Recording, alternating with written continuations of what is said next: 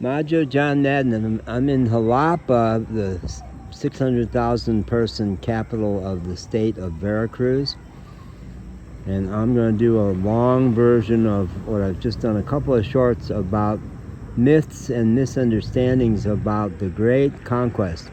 How it was that the Europeans so easily, apparently, took over Latin America, starting with the great, I can't pronounce the indigenous name for the capital, but it was a great floating city in the exact location where Mexico City is now. And even the Mexican government for a long time perpetuated the myth that it was the greater technology, the greater sophistication, the greater thinking capacity of the Europeans that allowed them to dominate relatively easily in Mexico and Latin America. Kind of ironic. Now, I'm not going to show much of my fabulous face because there's a lot of glare when I aim it this way. So mostly I'm aiming at this beautiful park out here. This is a natural space. It's not even one of the glorious parks of Jalapa. It's just a place that was too rugged to build on, and so they left it natural, and it's very beautiful and a lovely park itself. And it's in the great neighborhood, colonia of Moctezuma, which I had no idea the irony that I've for almost 5 weeks now been living in my camper van in Moctezuma colonia, because that was the name of the emperor of the Aztec dynasty that was wiped out by the Europeans. It was at the time the greatest city in the world. My numbers are not going to be right, but I think they said something like 120,000 people at a time around 1500, when London was something like 20,000. It was easily the largest metropolis and had been very intricately crafted on water, a series of islands with canals, much like Venice, very sophisticated composting system that kept it from smelling bad. They took all the compost off of each of the islands every day. Very sophisticated. And when 500 Spanish explorer warriors showed up, the people there didn't know what to make of them. They didn't know if they came in peace or what. Well, they found out the hard way that they came to bring savagery, domination, illness. It really was the smallpox that they brought that allowed them to easily conquer the place. I recommend the Throughline podcast. The Throughline people do a dynamite job of showing us the old roots, the historical roots of current issues. They had another one back in May about the roots of the Cinco de Mayo celebrations, which are in some ways bigger in the US than they are in Mexico. And they traced the history of Mexico's relationship with the US. The dictator Porfirio Diaz, back in the 1800s, encouraged the same robber barons who profited so destructively in the US by beating down the working class. I spent 3 months in New Orleans, where the cotton barons had brought the Irish there to build the levees, and used them up and threw them away as they died on the hot project, in much the same way as happened with the Chinese and blacks in North Carolina building the railroads. Yeah, they brought them in because Porfirio Diaz had this idea that if he could bring American commerce in, they could modernize Mexico. And sure enough, they did. But it involved displacing tremendous numbers of indigenous and peasant people, who then went north because they no longer had land. They no longer had a way to make a living. They aimed for the U.S. And parts of U.S. that a few generations ago were still Mexico, Texas, Arizona, big parts of California. I spent a year, I've been traveling for 3 years in a camper van. I spent a year on the south border of Texas, Rio Grande Valley, which is 91% Latino. And, you know, my stock is, I'm third generation Irish from Chicago. A lot of those folks had been in the Rio Grande Valley right there for 5 or 6 generations when it was still Mexico. So I had the notion that, oh yeah, Mexicans, they're recent immigrants. No. And we also like to think that they come to the U.S. because they're poor and want to get some of our money. Well, an awful lot of it has been from the havoc we have wreaked on various Latin American countries. Guatemala, still in deep trouble. El Salvador. Yeah, our messing around in those countries really impaired their ability to foster a democracy. Well, I'm not going to go on and on and on about the misinformation. How you cross the border. You read different things on the U.S. website and on the Mexico website.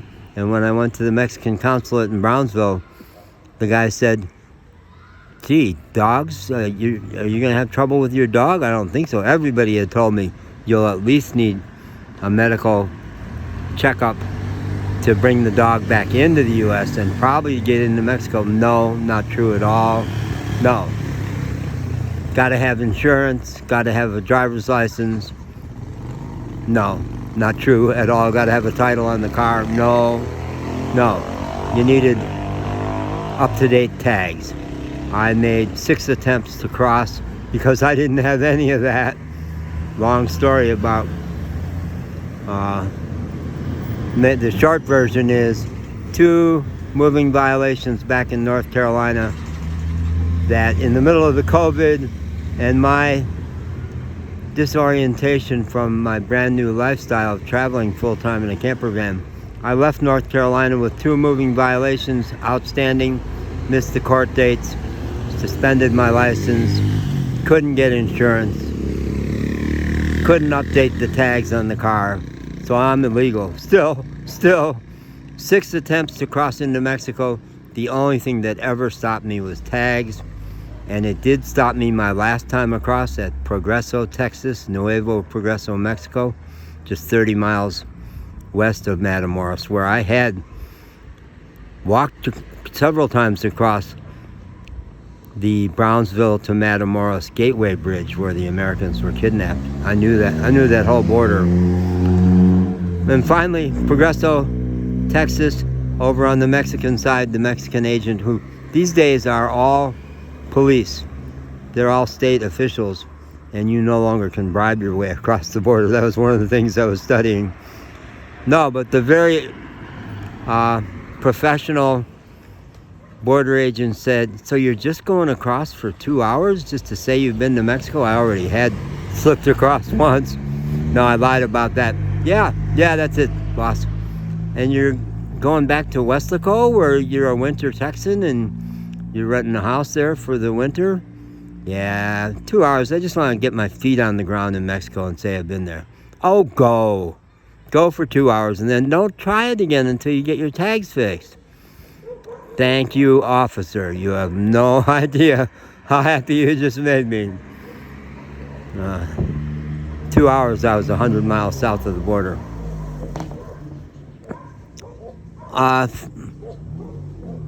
Misinformation about how dangerous it is in Mexico. If you stay away from the cartel areas at the border and in Michoacan and some other places, most of Mexico is incredibly safe because there's no guns.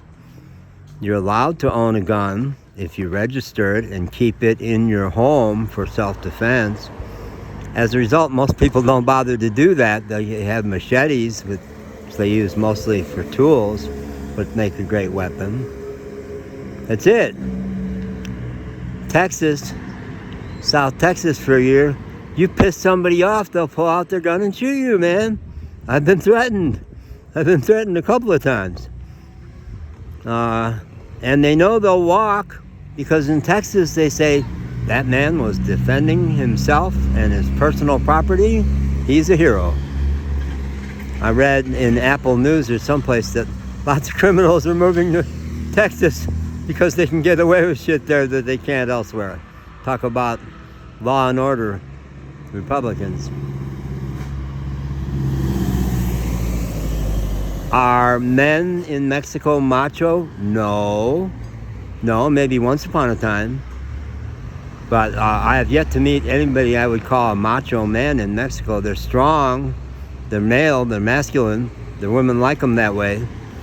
They know their women aren't going to accuse them of toxic masculinity or catcalls.